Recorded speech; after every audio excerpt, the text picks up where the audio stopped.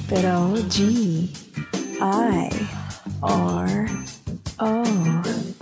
He's the epitome of cool.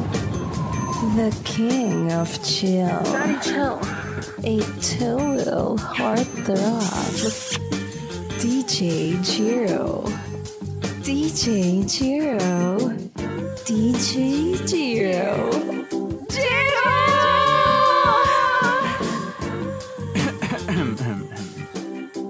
Somebody there calling my name? I am right here.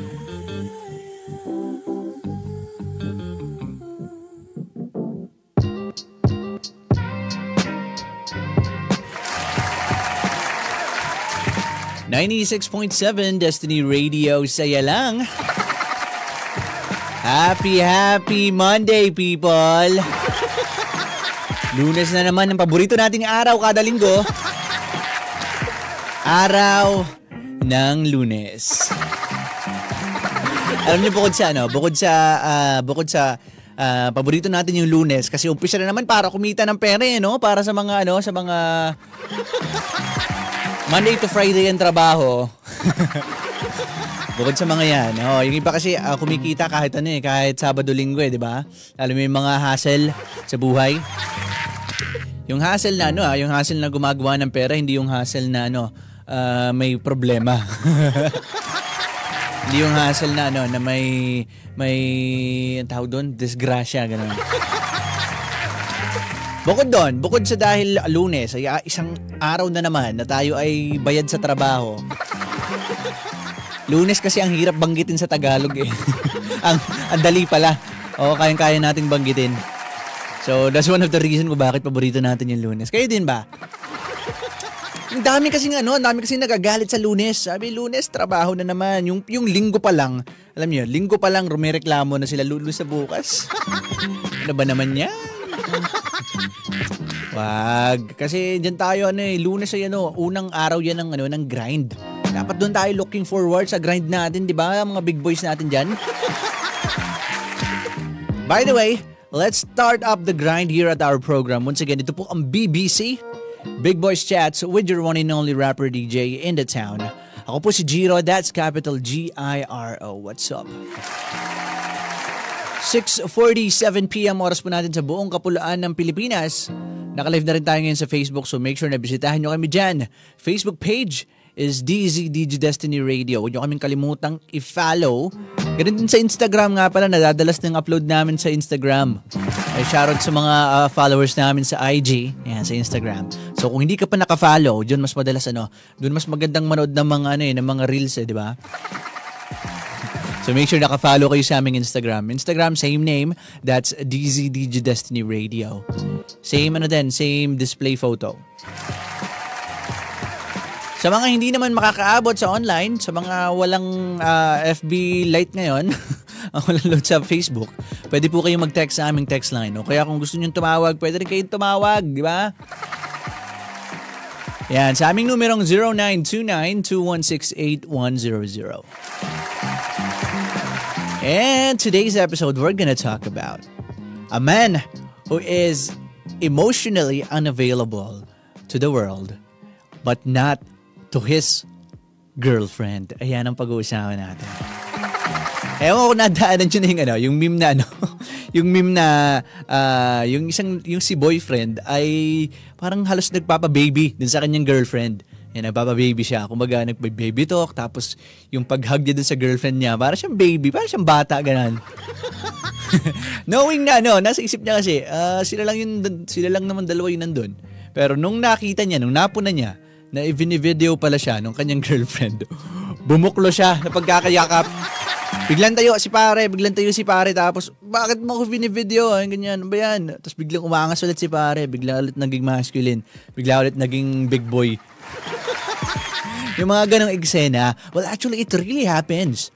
Alam niyo yun, may mga big boys out there na kapag nakikita natin sa labas, sa trabaho, o kaya ay sa online, kita natin nangaangas ng mga lalaking-lalaki, mga big boys, ganun ang dating. Pero, best believe, kapag kakasama niyan yung mga girlfriend nila, may mga times na nagiging vulnerable, yung bumibitaw yan sa nila, pagka big boy nila, in a sense. Lalo na pagka, halimbawa, meron silang, pagka nasa bahay lang sila, yan, kapag nasa couch, nanonood ng TV, nanonood ng series, mga ganun. May mga times na lumalambot din yung mga yan. Kasi the truth is, they can do that. Kasi, lalo na kapag dumating sila sa point na they really trust their partner, their woman. Masarap kasi yung mga ganong parte ng buhay ng mga big boy. Yung okay, finally, I found somebody na pwede ako maging vulnerable, na pwede na pagkakatiwalaan ko ng aking different side, ng aking baby side, ganon. Diba? Pwede na tayo maging ganon. Kasi all this time, what we're doing is, okay, I'm gonna keep this emotion in me. Kasi critical to kapag nalaman ng wrong audience, kapag na witness ng ibang audience. Actually, ganit kahit sa kahit sa mga partner natin kadalasan iniipit-ipit din natin talaga yan ng mga big boys . Not unless, ayun na nga, dumating sa punto na sobrang tiwala na tayo na okay, I know, hindi bababa yung respeto sa akin ng girlfriend ko kapag nakita niya akong ganitong vulnerable. She's still gonna admire me at hindi ito gagamitin against me. This soft side of me, yung mga tinatawag soft side ng mga kalalakihan, di ba? Now we're gonna dig more into that topic. Sabi dito, a real man guards his emotion from the world, di ba? Not out of coldness, but out of strength. Yan. Yet, he lets the right woman pass the gates. Ganito yun, di ba? Kani-explain natin kanina. Fini-filter natin yung mga taong nakaka-witness ng mga ganong side natin . Kumbaga, bago natin totoong ipakita yung mga soft sides natin na yun, fini-filter natin yan kahit sa mga kaibigan, sa magulang, at kahit sa mga girlfriend. Kasi for us big boys, for us men, critical yun . Critical yung part na yun . Diba? Sabi pa dito, balikan natin, a real man guards his emotions from the world. Hindi para maging cold-hearted o kaya naman stone-hearted tayo. Kundi dahil it's out of strength in a sense, di ba? Kasi kapag kakayan, it's a sign of a strength. Kapag kaya natin kontrolin yung emotions natin. Kapag kaya natin isang tabihan sa mga panahon na critical, merong emotional crisis. It's a sign of strength na okay, may panahon para dito sa emosyon na to. But right now, I'm in front of a dilemma. I'm in front of a problem and I need to solve that first. And magiging hindrance tong emotions ko kapag pinangunahan ako nito. So I'm gonna set aside this, 'di ba? Most of the time, the big boys are doing that. That's what a big boy is doing. And that is a sign of strength, 'di ba? So hindi tayo nagiging emotionally unavailable to the world because of our coldness. 'Di ba? Hindi dahil bato yung puso natin, hindi. It's because that is somehow a practice of strength. 'Di ba? Now sabi pa dito, men aren't built to spill their hearts to everyone. Diba? The more a man expresses his feelings to the wrong audience, the more he risks being misunderstood, disrespected, or exploited. Diba? Yung sinasabi natin kapag naging emotional tayo sa isang sitwasyon, iba na agad yung iba na agad yung nagiging tingin sa atin ng tao, especially sa mga sa mga relasyon . Big boys, you have to understand na we are the rock in the relationship.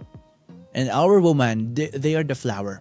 Ibig sabihin, we should be more on the critical thinking and let the emotion side of the relationship, let the woman handle that in a sense. Kumbaga, kapag merong isang sitwasyon where somebody needs to be emotional, say for example, may isang masalamuot na nangyari sa relasyon nyo, let the other person be emotional. Let her take that. Let your woman take that side. Sige. And ikaw, you stay calm in that situation. Kasi kapag dalawa kayo naging emotional sa ganong klase ng sitwasyon, magbabanggaan yung emotions niyo hanggang sa wala kayo maayos. Diba? Those kinds of things. Now, sabi pa dito, but there's power in selective vulnerability. Ito na. Kaya may mga nangyayaring ganon. Kumbaga, merong mga nagiging soft soft boy pagdating sa sa mga girlfriend nila kapag sila na lang. Sabi dito, but there's power in selective vulnerability. When he chooses one woman as the safe harbor where he can drop the armor. It's not that he is incapable of feeling, it's that he values his emotion too much to hand them to just anyone. Diba? Hindi din naman kumbaga, kailangan nga natin sometimes ng kailangan din natin ng channel to release those kinds of emotion. Lalo na kung iniipit-ipit natin yan. Diba? Now, kapag siguro, ito naman siguro yung I think this is what the woman should look after. Kapag ang isang big boy, hindi lahat ng lalaki kasi may mga lalaking emotional kaagad So, hindi pa big boy ang mga yan. Now, when it comes to the big boys, the real men out there, the strong men out there, kapag yung mga nakilala nyo mga ganun lalaki, dumaan na sila sa point now where they are no longer afraid of showing their vulnerabilities in front of you. Best believe pinagkatiwalaan ka na yan. Best believe naramdaman na nila na safe sila. Safe na ipakita nila yung mga ganung side nila sa inyo. And make sure to treasure that woman. I mean, girls or women out there, make sure na i-treasure nyo naman yung mga ganung klase ng lalaki. Kasi best believe hindi naging madali para sa kanila na dumating sa punto na okay, I'm finally gonna let this out. Diba? I'm safe na. Feeling ko nasa safe zone na ako. Kapag yung partner ko ang kasama ko. Kapag yung girl na to ang kasama ko. So sometimes, mapapalambing yung mga ganon. Treasure nyo naman. Kumbaga, don't use it against them. Diba? Baka kasi yun isa sa mga pinaka-iniingatan ng mga big boys Kung bakit hindi nila agad-agad pinapakita yung ganong side nila. Kasi most of the time, the woman lose respect. And those kinds of emotions, those kinds of side of a man, nagagamit yun against sa kanila Diba? So, as much as possible, hindi nila agad-agad pinapakita talaga yun. So, again, for those women out there who's listening right now, kapag nakita nyo na yung partner nyo, yung mga mga lalaki nyo sa buhay, mga lalaki talaga yan, lalaki nyo sa buhay, once na nagpakita na ng ganong klase ng vulnerability, kapag kakasama kayo, make sure you treasure that and don't use it against them. Diba? It's just a sign of them trusting you wholeheartedly na. Kasi nga, iniingat-ingatan ng mga yan na ilabas yung mga ganong side nila Hindi nila basta-basta ipinapakita sa ibang tao yun. Pero, ipinakita nila sa inyo. Pinaramdam nila sa inyo. So, that only means na pinagkatiwalaan nila kayo. And don't break that trust, diba? By the way, magandang gabi pala, Miss Flores Sarmiento. Ayan, good evening, DJ Giro, sabi niya ganan. Ayan, sabi niya, listening through Zeno, Destiny Radio, saya lang. Maraming salamat, Miss Flores. Napakatagal na nating listener to. Si Miss Flores, OG na to. Maraming salamat. Feeling ko din, wala na to sa Quezon Pero ayan, nakikinig si Miss Flores sa Zeno. Ayan, yan yung natin guys, kung hindi nakakala, meron tayong option to listen to a radio through the internet. Ayan, yan yung Zeno na sinasabi ni Miss Flores. So kahit nasang lupalop kayo ng mundo, hindi lang sa Pilipinas kung nasang lupalop man kayo ng mundo, pwede nyo kami mapakinggan through Zeno Radio. Maraming salamat, Miss Flores. Siyempre, maraming salamat. Meron tayong 3 milyong nanonood ngayon sa Facebook. Magandang gabi po sa inyong 3 milyon. 6:58 PM oras natin sa buong kapuluan ng Pilipinas. 2 minuto na lamang alas 7 ng gabi. Kami ang 96.7 Destiny Radio sa ating programang BBC. Magbabalik po ako. Diyan lamang kayo.